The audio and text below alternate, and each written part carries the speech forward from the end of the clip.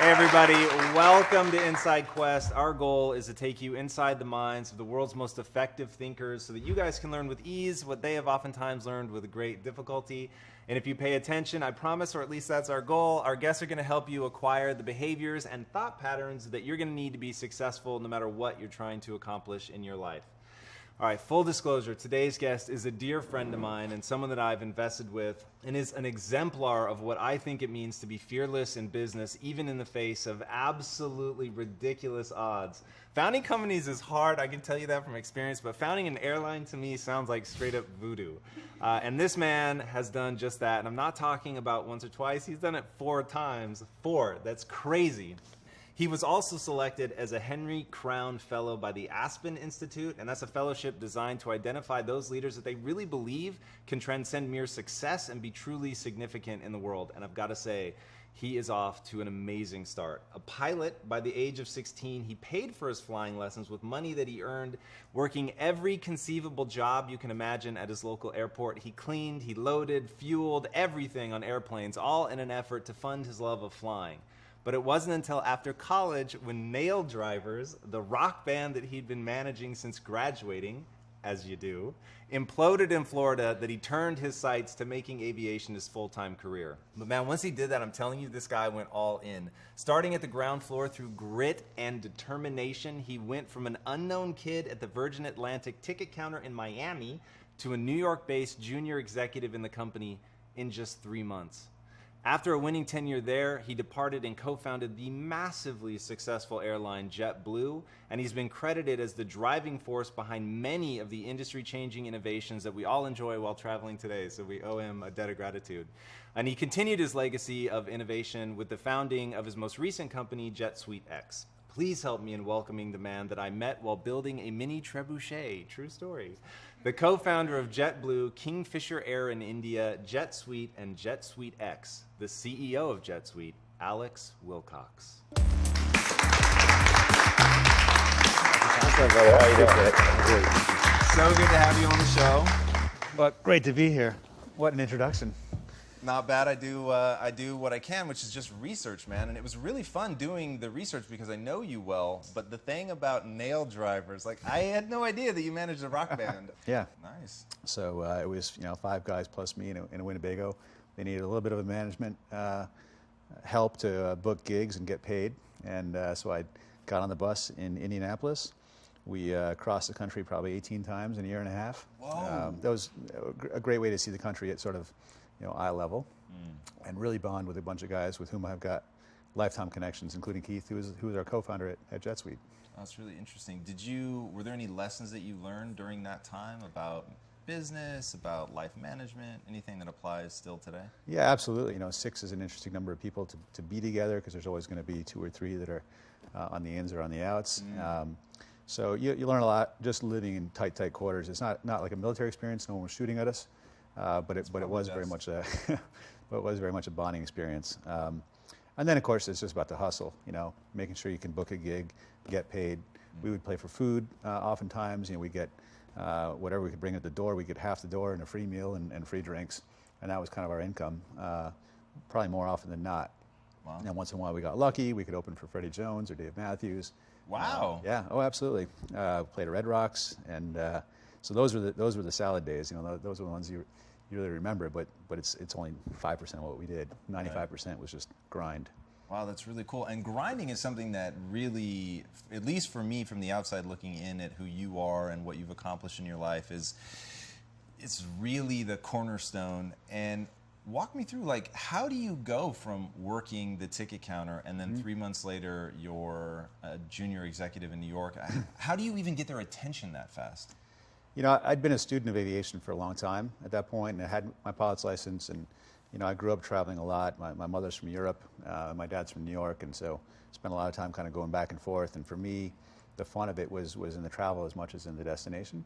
It was back when air travel was a little bit more glamorous and easy than it is now, except for JetSuiteX, which is the best way to fly. Shameless plug.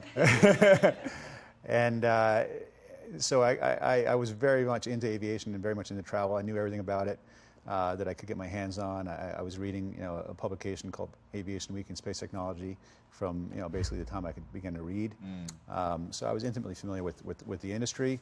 I met a guy, David Tate and Mackenzie Grant, who were passing through. They ran the U.S. operation for Virgin Atlantic, and just basically elbowed my way up to the front of the line to talk to the guy, and told him what I thought. Here I was, this kind of the then current version of a millennial, this little whippersnapper who thinks he knows it all, and started telling him what was wrong with his airline, and the things that we were doing wrong, just in my expansive 3 months of experience. But in the context of my knowledge, I said, this airline's doing this. Why do you do that? And I was either going to get ignored, fired, or paid attention to. And luckily, it was the third one. And you knew that going into it, like that was strategic? Like if I go up and I'm a sycophant, it goes nowhere, but if I actually give usable advice. Yeah, and you challenge and you question a little bit. Hey, why do you do this? And if it's something that is on his mind as well, when you're talking to them and you can key in on what they're going to be paying attention to, then you just say, here's a possible solution to your problems, which is what Where'd you learn that? Because that's a really good technique, and as the owner of the company, I can tell you people don't take that advantage very often. Where do you learn that? I don't know. It's kind of a when you become a leader, it becomes a bit of a flaw, right? Because all you see is the error and everything. So when you're talking to your bosses about what's wrong, they actually accept it. When you're talking to your subordinates about what they're screwing up, that doesn't go over so well, and you can kind of create this culture of fear if you're not careful. When you're super incisive and you can get right to the root of the problem, and people can react badly to that because they're like, oh, then just tell me how to do it. They become helpless, and then you wind up having to make all the decisions. And I've been in that spot in my career a couple of times, and it is not a good place. Right. You have to trust and develop your team. So that's kind of the dark side of that skill of being able to see all the problems, very quickly. But in terms of how to relate to a person, I don't know. I guess I was kind of a sensitive child, and just keyed into what people, what was moving their emotions, and watching the ticks on their face, and just paying attention to the audience. I wish I could put my finger on what it was that gave me that skill, but I've been a pretty decent skill at reading people for a long time. Is it a skill that you actively cultivate? Yes, definitely. Particularly, when you're in moments of truth, and in this crazy business of aviation, it's the good news is physically it's actually very low risk. It sounds very high risk, but if you're running a taxi cab company, you're going to be injuring a lot more people than if you're running an airline. I mean, it's just a lot more dramatic. When we crash, it's it's headline news. It's a car crash.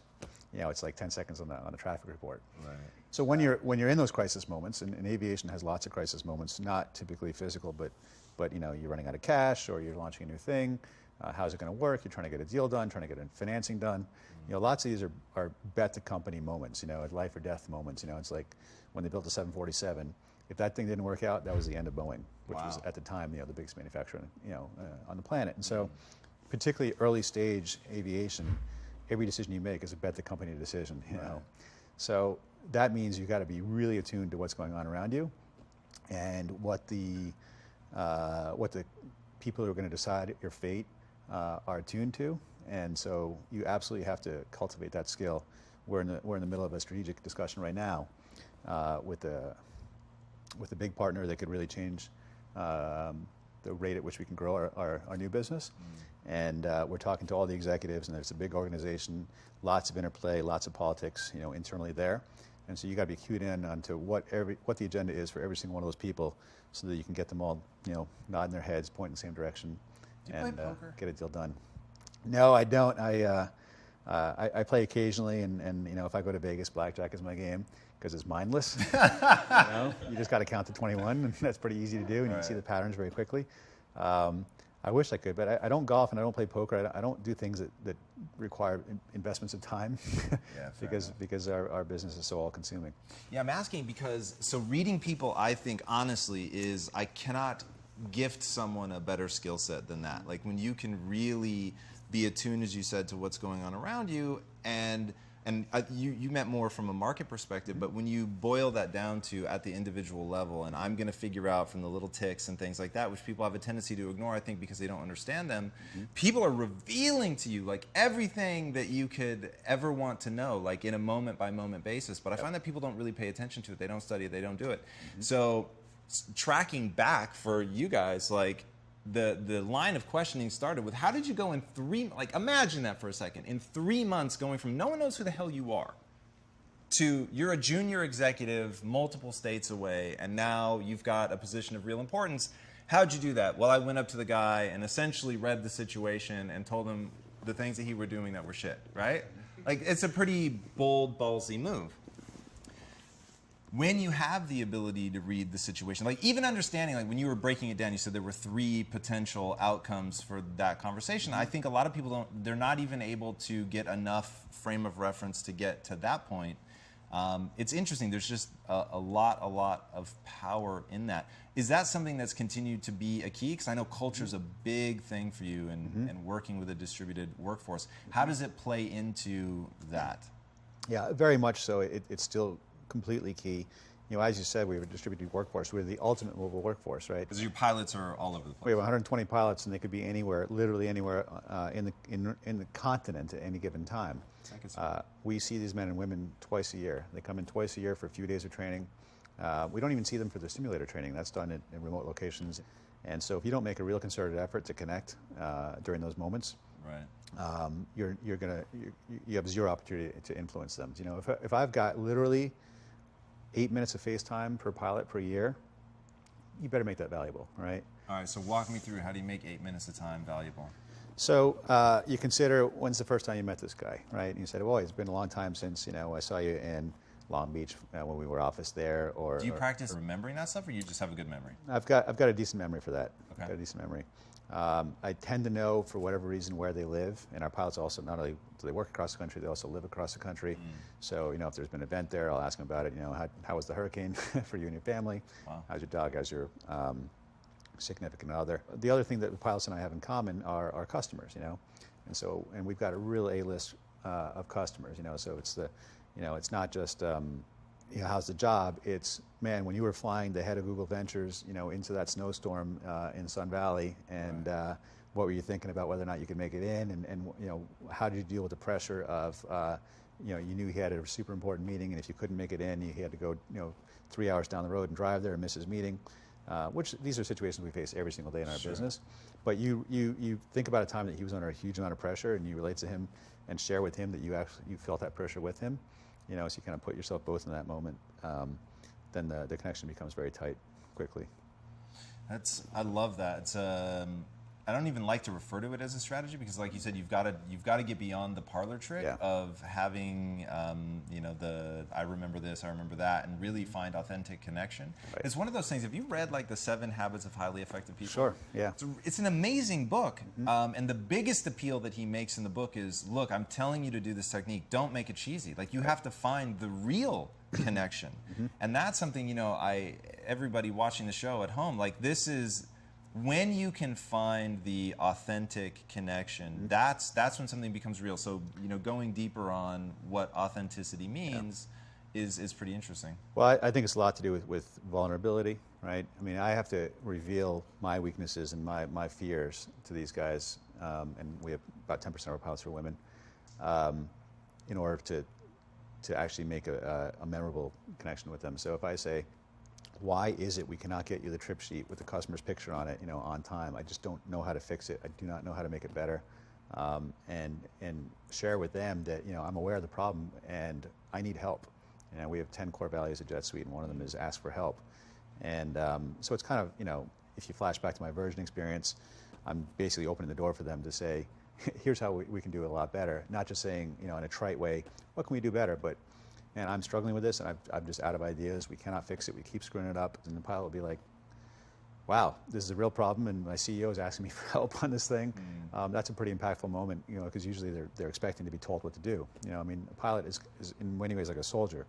Fly the airplane exactly this way. Don't screw it up. Don't kill anybody. Tomorrow at 2 o'clock, you show up at this airport. If you're 10 minutes late, you know, it's going to be a big problem. So when someone's now not telling you what to do, but asking you, and revealing that you're at a loss, and being real and human about that. I mean, if you're not sharing your fears with somebody, then I think it's much harder to forge that bond. But as soon as you say, Captain, I have no idea what to do about this. I'm really just sunk. Do you have anything? Because I need a life raft here. I need some help.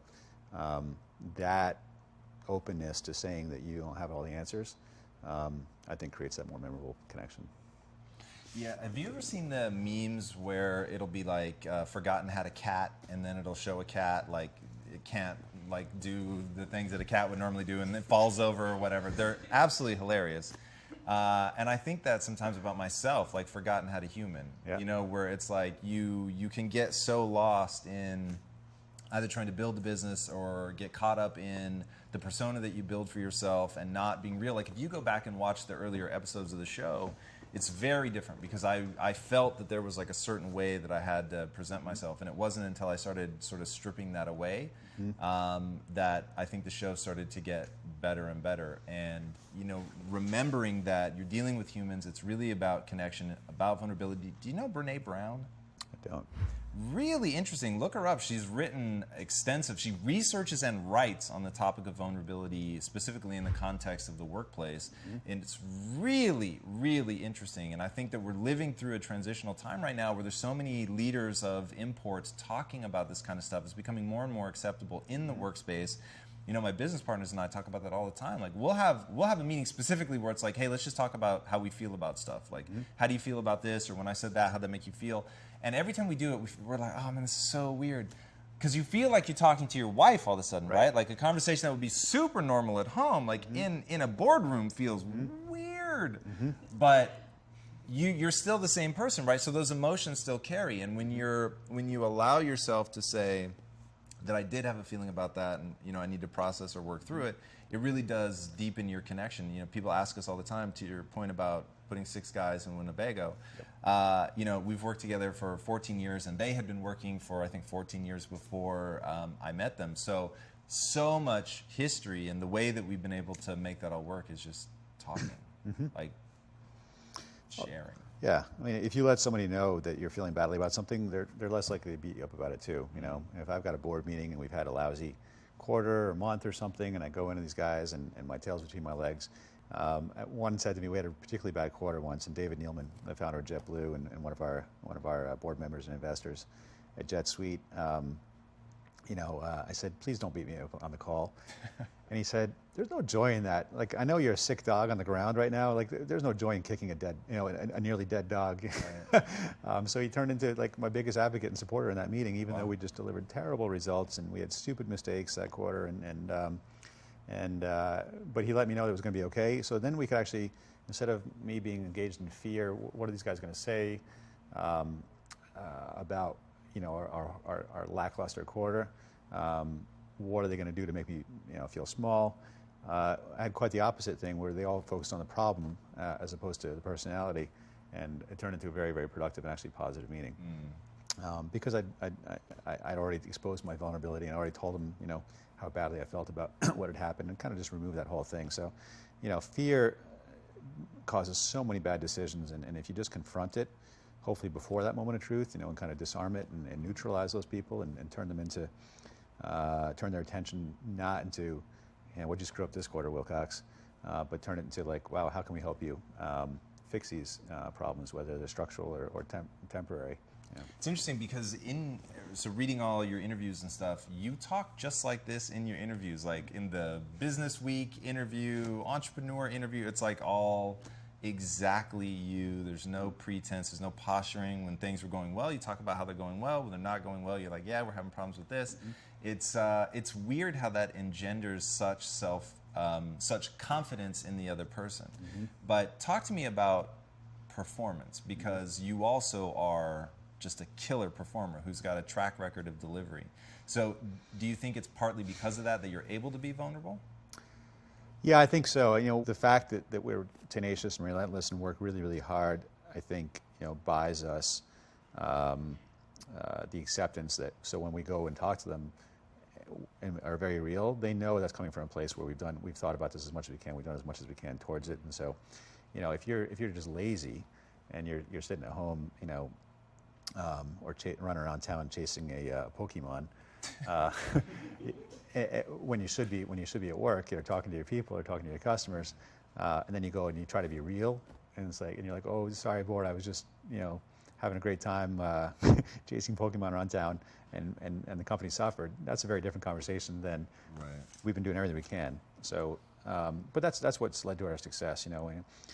The best of times and the worst of times often happen at exactly the same time in aviation. It's like any cliff moment for an entrepreneur. You're about to lose the whole company, but you also have this amazing thing that may be just about to happen, and provided you can keep the doors open long enough, it's an amazing thing to happen, right? That's like the situation that entrepreneurs find themselves in all the time, because you're extending what you got as far as you can, but you're waiting for that new opportunity, that other thing to happen that's going to be a linchpin to explosive growth again.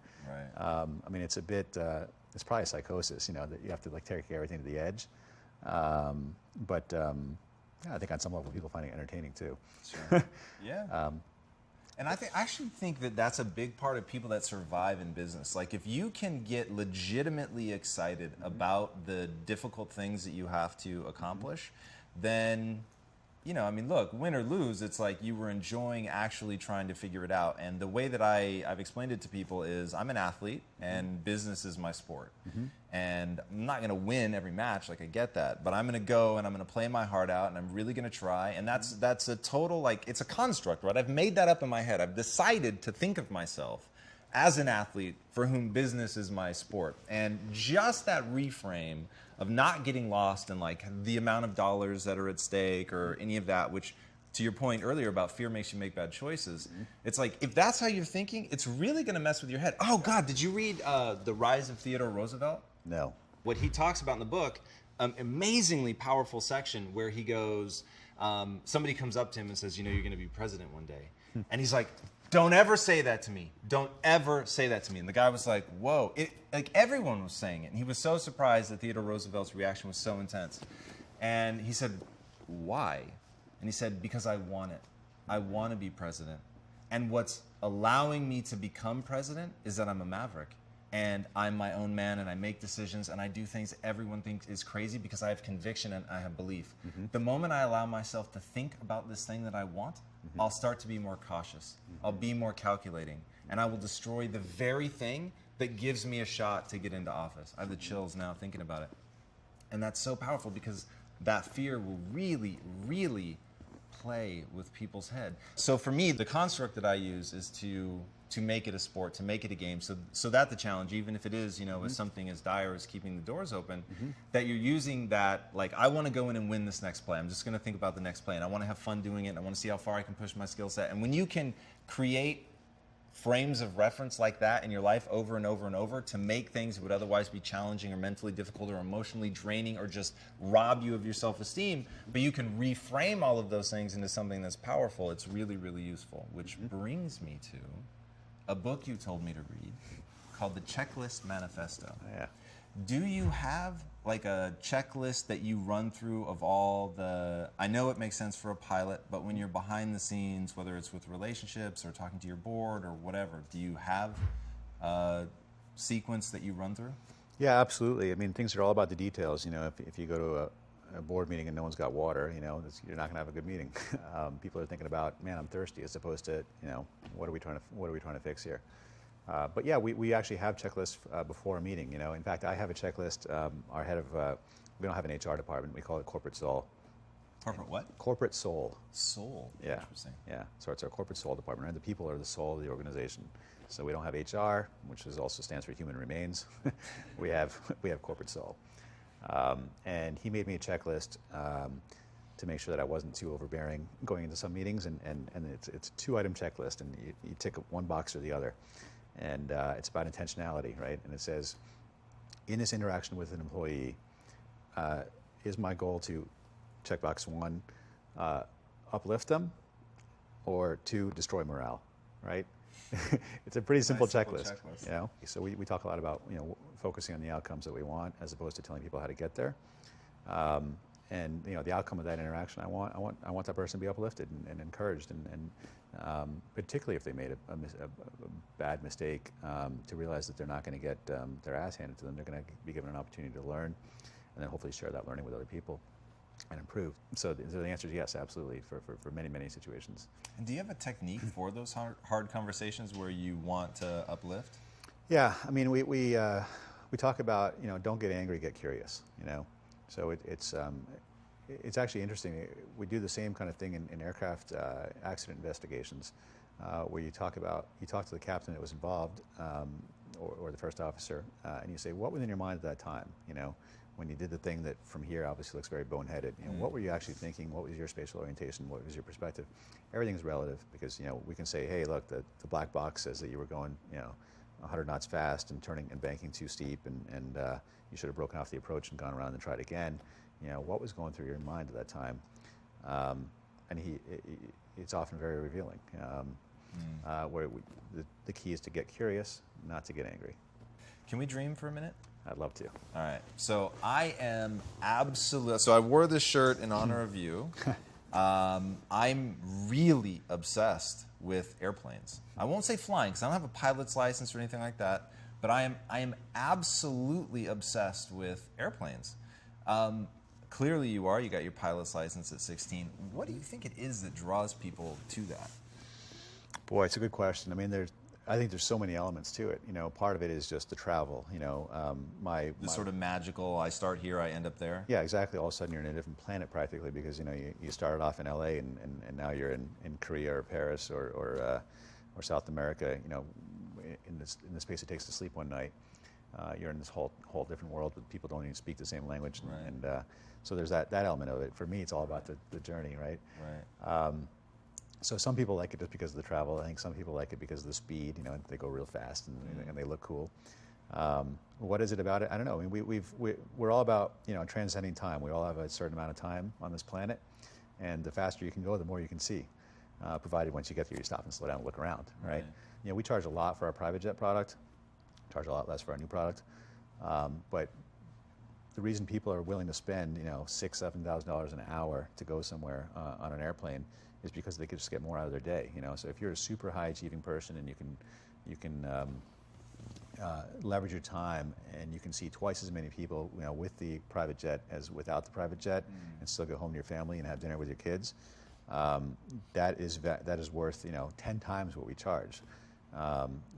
For that experience, because over the course of time you've just had so many more opportunities to interact with other humans in different places because of that. We're shrinking the world for people, and you can look at it either we're shrinking the world or we're expanding your personal boundaries. So being able to give some of the most talented people in the world more time in their day, I think really contributes massively to human satisfaction, to human achievement, and that we only have so many years on this planet, and how we spend them. Once we figure out how to do things, then we want to do as much as possible. Right. Can I tell you why I like airplanes? Yes, please. They look like they should fall out of the sky.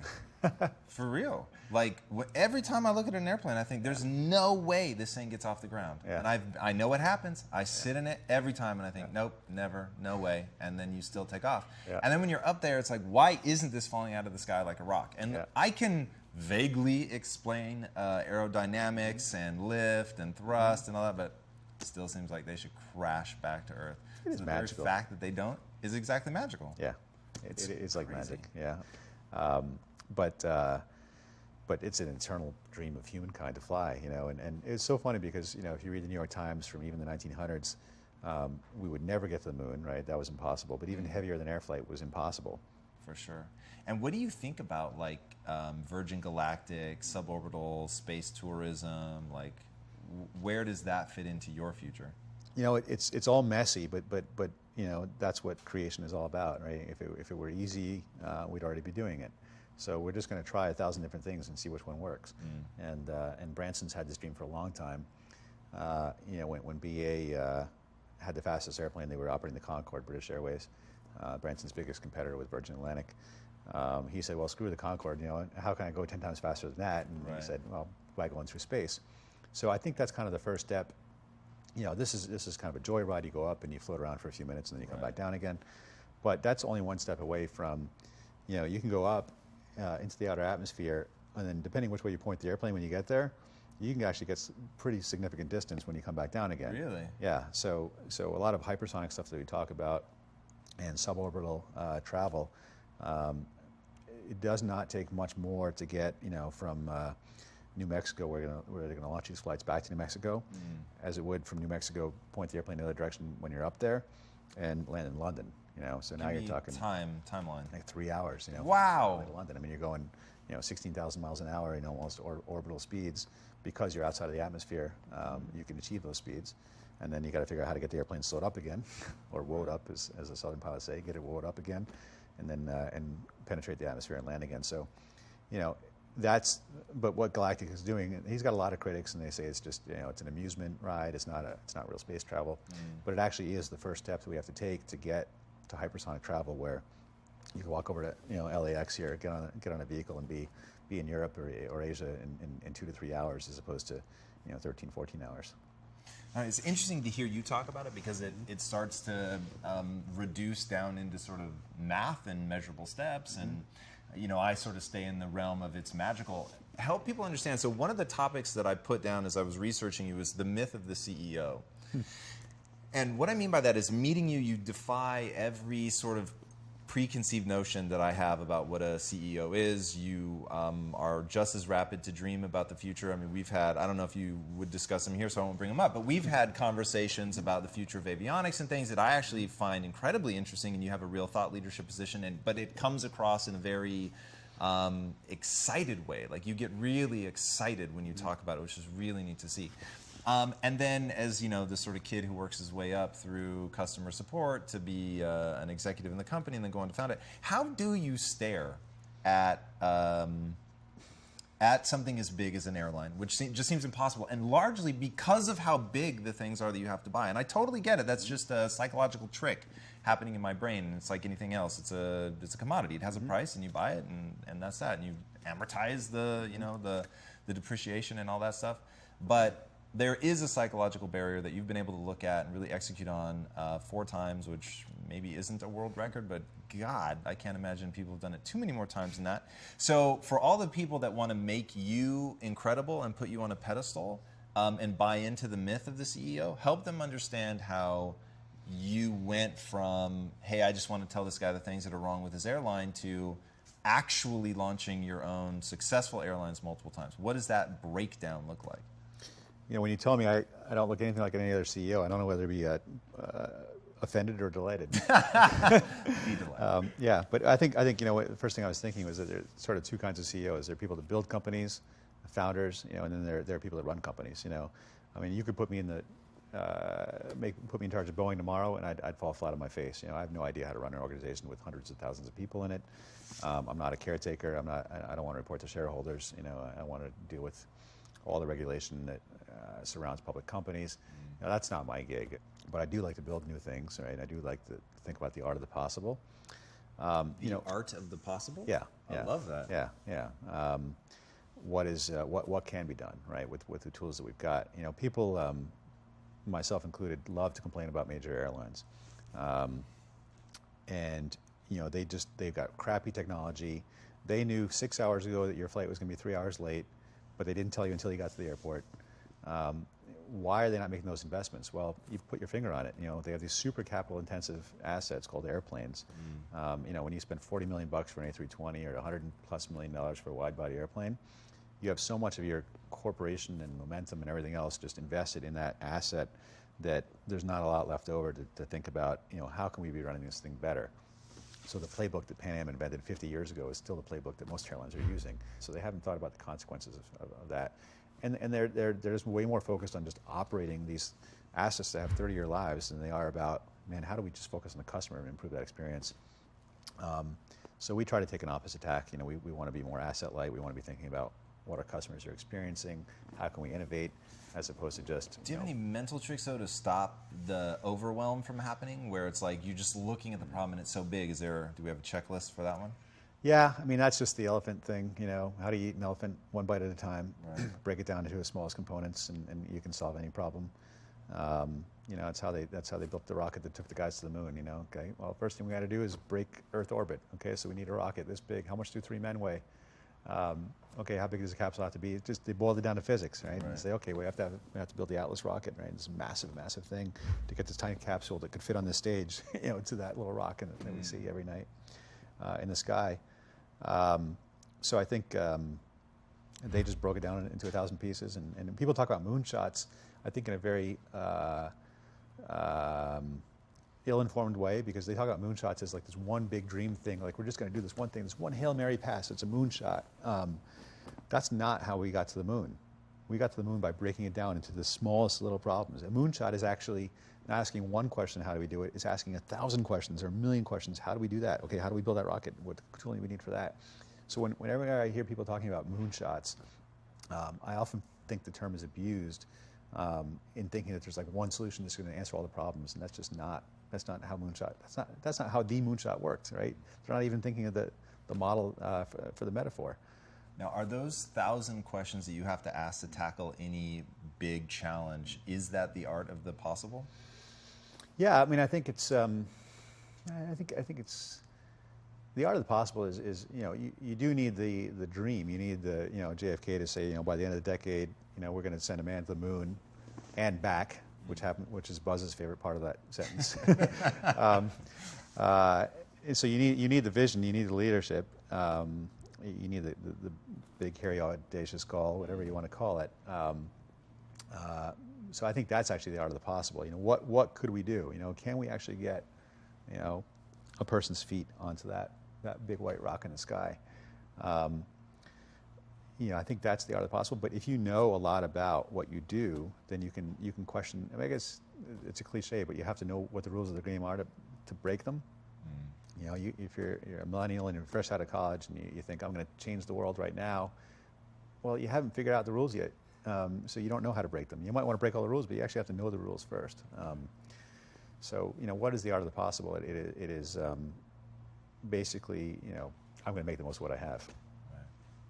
Alex, thank you so much for coming on, man. Absolute pleasure. Absolute pleasure. Thanks, Tom. Where can these guys find you online? Well, we're at jetsuite.com, of course, and jetsuitex.com is where you go buy a ticket on JetSuiteX. I've got a Twitter account. I'm trying to learn Snapchat. Thanks to my friend Tom, who's teaching me everything. And at JetSuite CEO is my Twitter account. I use it sparingly, so pay attention when I do.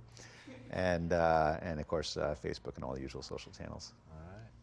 Well, he may not be the most social person in the world, but I'm telling you, diving into him is really, really interesting. What I've loved about getting to know Alex on a more meaningful level, a level below the parlor trick or above the parlor trick, however you want to think of it, is that he really isn't like the typical CEO. He's human and he's connected and he's about building relationships and really finding the joy for himself in what he's doing, which is wildly infectious, and seeing the way that it infects his team and informs his culture, and it's absolutely incredible. And I think going back to the notion of remembering how to human, they're all those fundamental things, and seeing somebody whose career began as, you know, on the ground floor, somebody who had to work their way up, somebody who had to become something, somebody who had to actually craft themselves into something, I think is incredible. And it reminds me of Tony Robbins, who said, I've created this Tony Robbins guy.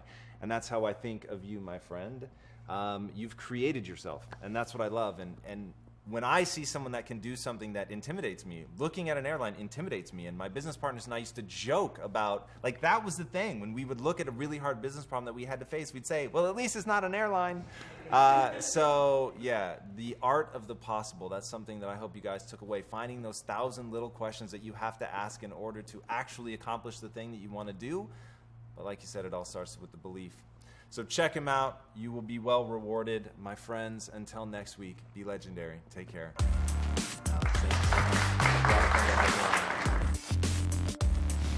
Hey everybody, thank you so much for listening to this episode of Inside Quest. We don't take a single listener for granted. As you know, our goal is to pull as many human beings out of the matrix as humanly possible.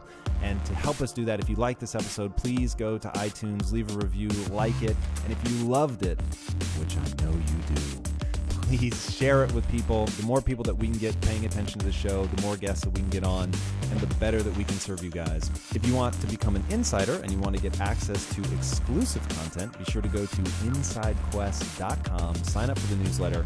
We put stuff in there that isn't available anywhere else. We promise not to spam you or waste your time, so be sure to go there and sign up. And then we're super active socially, so if you guys want to follow me personally, you can do that at @TomBilyeu. My last name is spelled B as in Bravo, ILYEU. And of course, you can follow @InsideQuest as well. Engage with us. Let us know what you think. Send in guest submissions. And, oh, dear God, please, if you're in the Los Angeles area, we want you to come and sit in the audience and be a part of this community. It's amazing to get a chance to meet everybody. So come on in, say what's up, and let's change lives. All right, my friends, until next time, be legendary. Take care.